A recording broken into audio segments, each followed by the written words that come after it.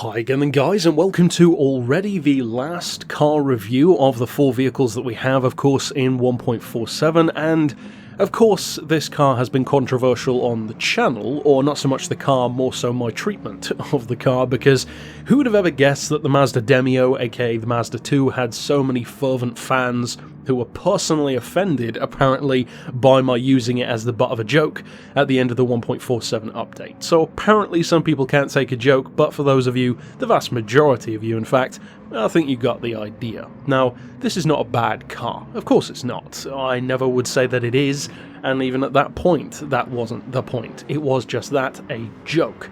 However, the one thing about this car that I actually find the most interesting is easily the engine.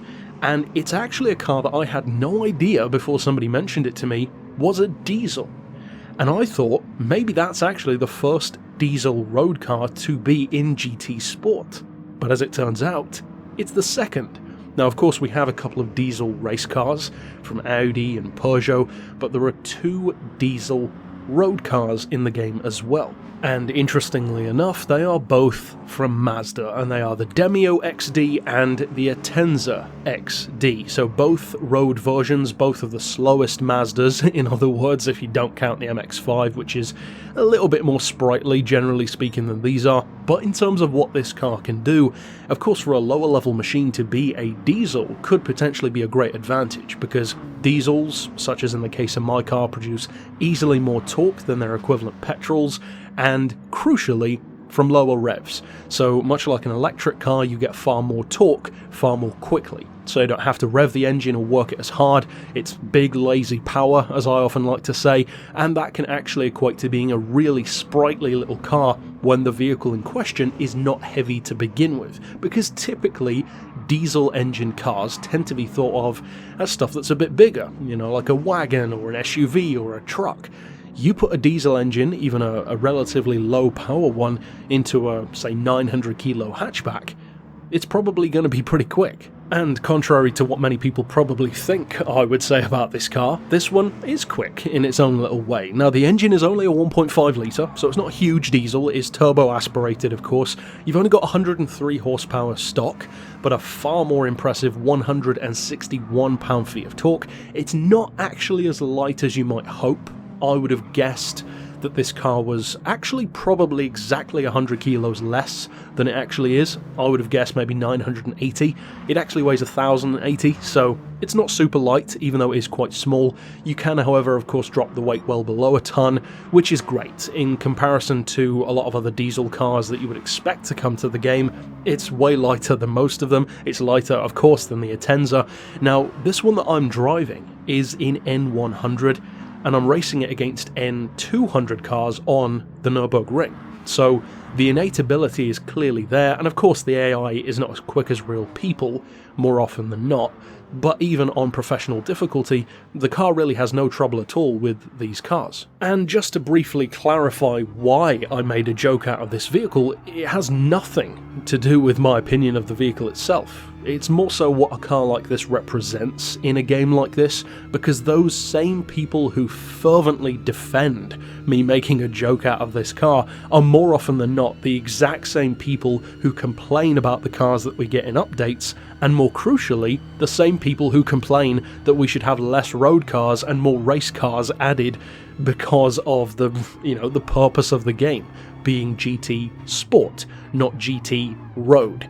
So I find that funny. It's actually more of a joke than the joke that I made, and those people aren't even aware of how funny they are. Now in terms of its performance, of course it's not going to redefine performance and speed and the feeling of excitement for most of us, but at the end of the day, a lot of these smaller cars, and the example that I always go back to is the Honda S660, can be very good for these lower classes, and this is certainly one of those. Now I haven't actually tested it to see how quick it is compared to those other very good N100 cars, such as the Abarth 500, the aforementioned Honda, the Mini even, the Classic, which is brilliant, but it wouldn't surprise me in the slightest if this one is very, very good, because of course you can tune it up to like 146 horsepower, which is way more than stock. You can go higher than that, but I'm just talking about N100.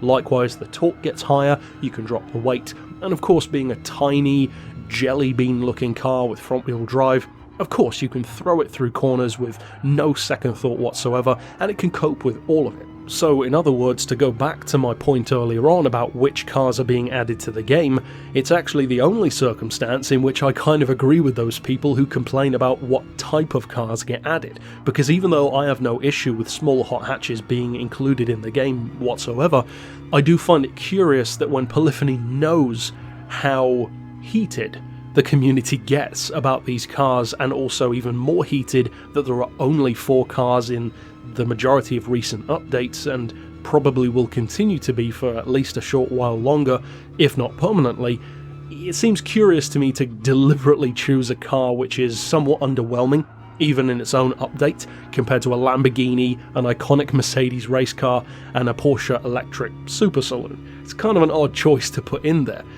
It's by no means a bad car in any stretch, and the fact that it's a diesel makes me like it even more because there have been so few of those in the Gran Turismo franchise. In fact, as far as I can think of, I can only think of 3. This one, the other Mazda in this game, and in the past of the franchise, the BMW 120D, which was also, of course, a hatchback as well, and I praise that car for being unique as well. There might be 1 or 2 that I'm forgetting, but I think that's pretty much it when it comes to diesel road cars in the Gran Turismo series. And of course, we've got plenty of race cars as well, like the R10, the R18, the Peugeot 908, etc. But for road cars, it's kind of lacking, and I think that that's a shame, because there are a lot of very impressive diesel cars out there, and the most obvious ones, like the Touareg V10 and the Q7 V12, and even something like the Audi R8 V12 concept, they're not included, and they're probably not going to be anytime soon, realistically, so it's cool that we at least have some diesels in the game, and it's even cooler, I think, on this occasion than it was with the Atenza, because the Atenza is a good sedan, but it's not a great one, I would argue. It's certainly no rival to the Porsche or the Tesla or the Hellcat, but this one feels like you can get even more use out of it. And of course, for just under 20,000 credits, it's hardly breaking the bank. So across the board, it's a great little car in its own way, potentially a great little N100 machine as well, and the long and the short of it is that people completely misunderstood what I was saying about the car and apparently can't take a joke, which is unfortunate. But for those who can't take a joke, I'm not going to stop making them. That's what's here on the channel, so if you don't like it, don't stay. Otherwise, it's a great little car, as I said. Certainly check it out. It's not a huge amount of money to fork out to give it a chance, and for some people, it's probably going to be more useful and certainly more attainable than the other 3 cars in here. So it's a mix and match as far as upsides and downsides. Overall though, that's it for my thoughts. Of course, I will be moving on now to tuning all 4 cars next week, and for now, as always, thanks for watching.